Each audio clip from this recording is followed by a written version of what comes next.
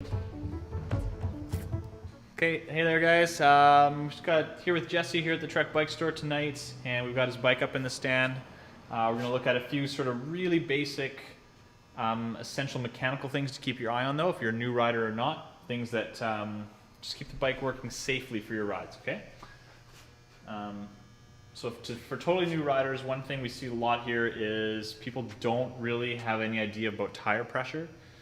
So a really rough rule of thumb, no pun intended, is if you can squeeze the tire with your fingers and it will deform considerably, that is too soft. That's way too soft. So right now Jesse's got about 40, 50 PSI in this tire, and we're going to be running close to double that. So it's definitely a little too soft. If you can squeeze it with your fingers alone, too soft.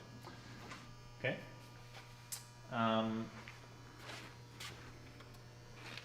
Another key thing to keep your eye on, obviously, brakes. So brake pads, which are sitting here inside the caliper. There are wear lines on them. I don't know if you can see that on camera, but there is a line running down the length of the pad here, right where this tool is. So when the pad wears down to that line, they are done. They are time to replace them. If you run them too much beyond that, you'll start to damage your rim actually. So before every few rides, maybe every couple of weeks, just taking a quick look at your brake pads, making sure there's material left on there is a key point. If you have disc brakes, those pads will be down at the hub area, of course, contained within the caliper. And then another thing we see all the time here is when it comes to people's chains, 90% of the time we see people either under oil or over oil them. It's very rare that someone kind of gets the correct amount on there. Like in Jesse's case here, we've actually used a little bit too much oil. There's a lot of excess kind of coating the bike, which we don't want. That just attracts debris and grit from the road. So you want to have a little bit, you want to clean out a bit better than that. How do you clean it?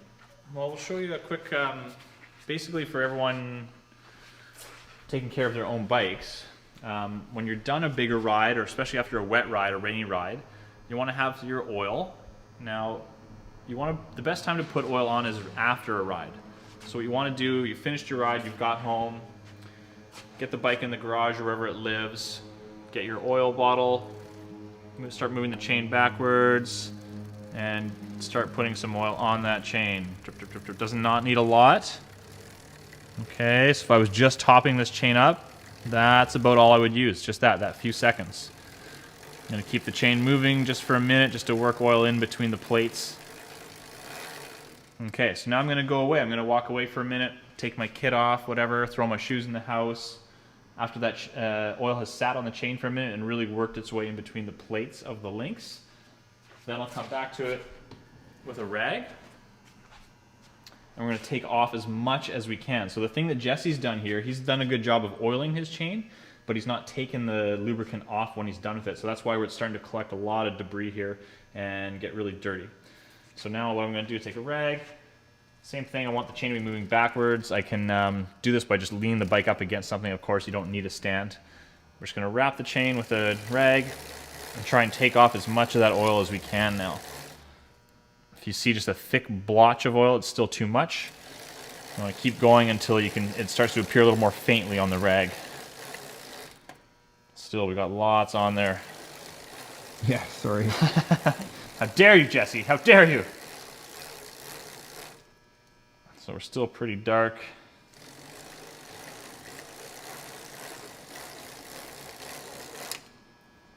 Still pretty dark. I put a lot of oil on. Yeah, that's all right though. Better than not oiling at all.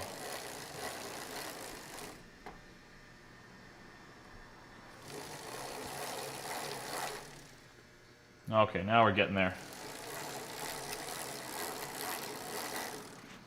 So there we go. Now it's starting to appear a little bit more faintly on the rag as opposed to when we first started. And the chain looks a lot cleaner now. Not nearly as much oil coming off it now. So another rough rule of thumb is if you rub your finger along the chain, if you can see two distinct lines from each side of the chain, that's pretty close to well oiled. If you just have one thick solid blotch of oil, it's too much. So we're getting there now.